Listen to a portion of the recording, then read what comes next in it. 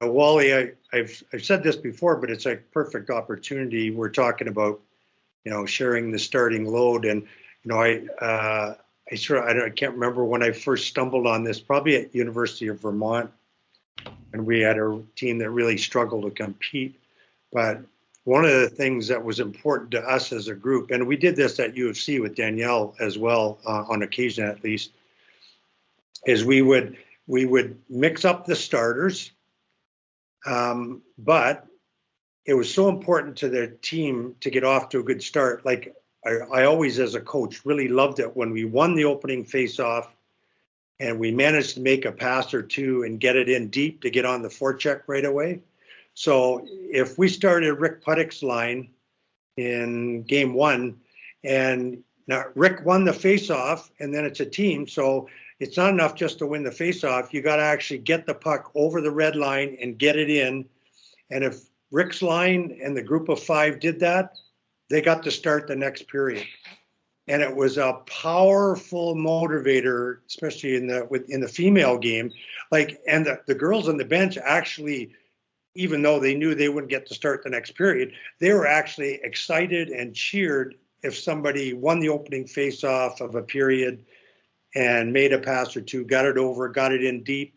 And it was a real point of focus. So that way you can reward good behavior. And of course, you're not always going to win the face-off. You're not always going to get it over and get it deep. So then you end up mixing your starters, and the players are empowered.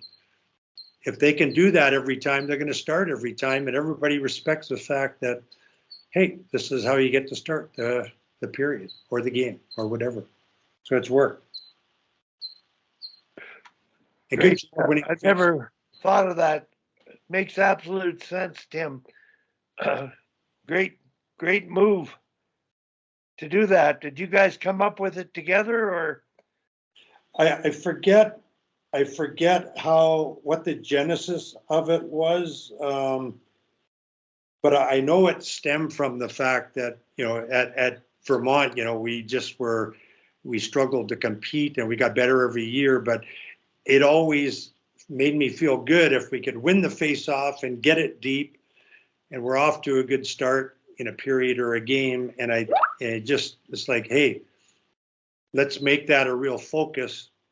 And so that's how it came about. I don't actually remember if it was totally my idea or, Aunt or Emily or Mike at UVM. I'm not sure. Tim, you've coached at every level, and I'm thinking Western Hockey League. Now, I don't know if you've coached youth hockey enough. No. And I call midget AAA youth hockey and competitive hockey. Agreed. But at what point does this starting lineup and how you use lines become a part of the psychology of coaching? Is it always part, or is it in professional hockey only, major, junior, that it doesn't matter? Or what did you do coaching the college university team, men's team, the Western Hockey League team? What did your head coach do relative to the NHL team? So I think the NHL, I'm assuming, it doesn't matter. Or does it? What do you mean it doesn't matter, Wally?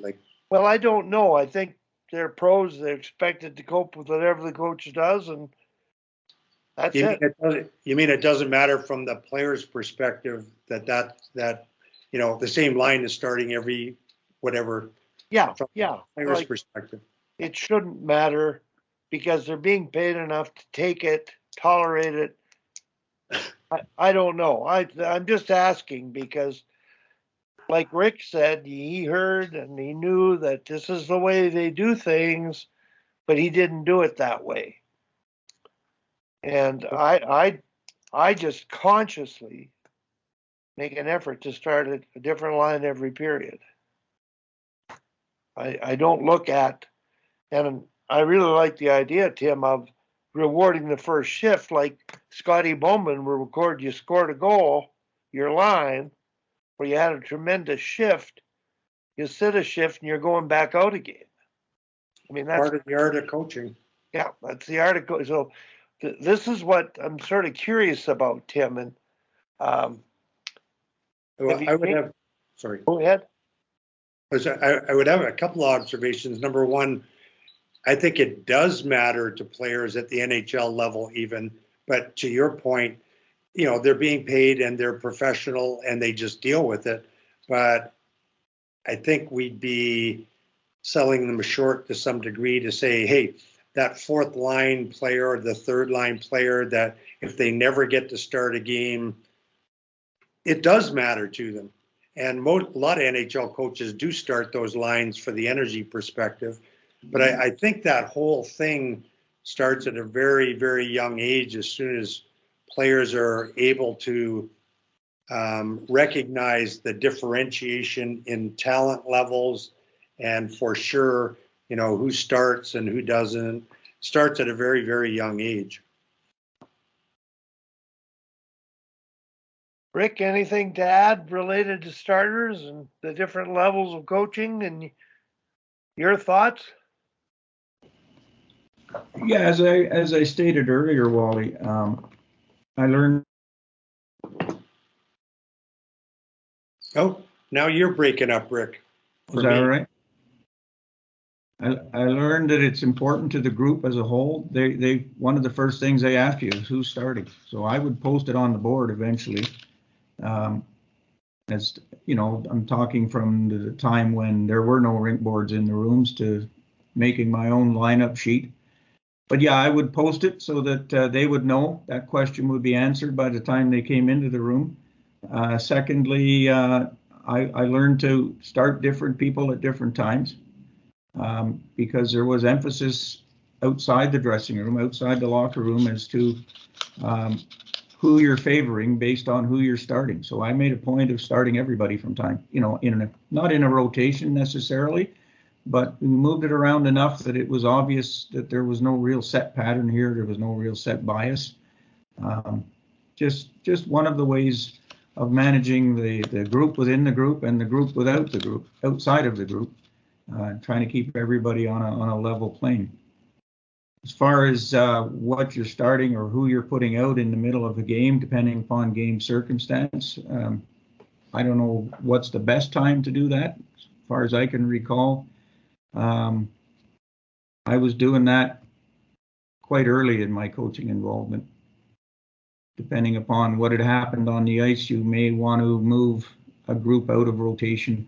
And it also oriented the players to the idea that there was no 1, 2, 3, 4, 1, 2, 3, 4 continuous loop, that things were going to change as the game changed, because that's the game. It changes and you need to adjust and adapt as you go. And even at a young age level, I don't think it's too early to introduce that. Don't make a big deal out of it. Don't do it to excess, but put it in their heads that this is part and parcel of what you're involved in here.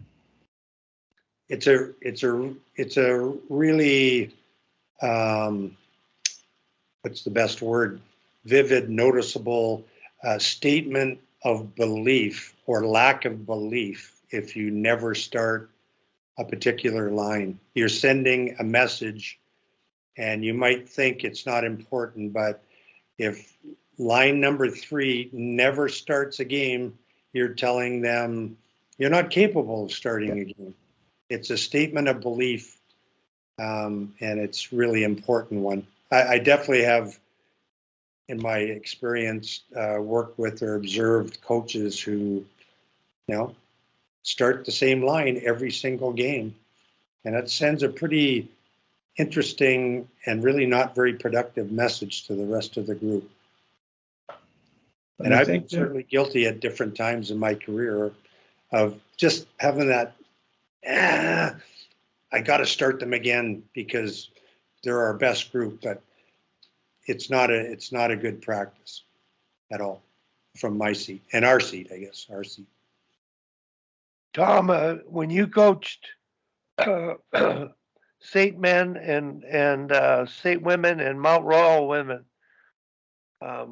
what was your philosophy of starting lines each game and each period? Well, it's different at the higher levels because you get the other team, like if you're home team, you get the other team's starting line. Where I just coached, that you don't have to put your starting lineup on. In minor hockey, you used to have to do that too. So I'd focus more on what D was going to start if I was going to make that choice, because I think that's always kind of been my focus is you match D's more than you match forward lines. Yeah. So, But then you got to be aware of the same thing. Then number 5 and number 6D are thinking the same thing. Oh, Tom doesn't believe in me. yeah, but didn't do it all the time. And this is like, if we're playing Nate when they won like 50 in a row, the Damiot was on the ice. I didn't want them scoring first shift because remember U of A used to do that to us. Say the first 10 minutes of a game, they pinch so much that they get a 2-goal lead the first 10 minutes. That was kind of their MO. So, you against really good teams, but you don't always play really good teams. So the next game you might be playing somebody that's even with you, and it doesn't really matter who you start. So But you then, have to conscious it's of. not the same if it doesn't, the players know all these things. Oh, Of yeah. course. So we have to be aware of them as coaches. Like the players, they'll ferret that out. Oh, well, we're not, I never start against Nate, or I always start against, the team at the bottom of the league. They figure that stuff out. So you just got to be really careful. I think also they expect you to make the right decision too. So it's kind of 6 of one, half dozen of the other, right? Yeah. If you got a third pair that's terrible and you start them and you're behind 1-0 right away, the players are thinking, what the hell? So, it's not always black and white. Certainly not. you know. And then especially on the You don't female, want to start the same players all the time. I think we all agree on that one. yeah, you got to find your ways to, mix it up a bit.